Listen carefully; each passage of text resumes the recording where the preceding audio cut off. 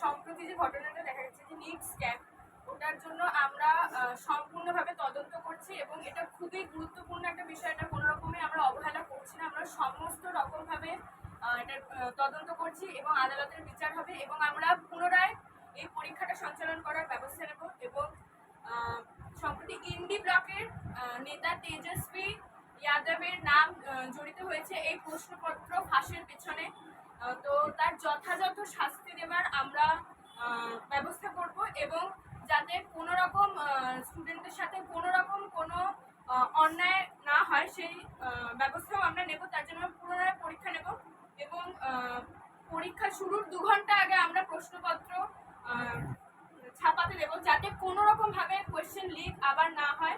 এবং নেট পরীক্ষা যেটা বাতিল হয়েছে সেটা কোয়েশ্চেন পত্র লিকের সম্ভাবনা আমরা আগে থেকে জানতে পেরেছি বলেই আমরা ওটা ক্যান্সেল করে দিয়েছি, যাতে নিট স্ক্যামের মতো কোনো ঘটনা আবার পুনরাবৃত্তি না হয়। আমরা সরকার পক্ষ থেকে সমস্ত রকমের চেষ্টা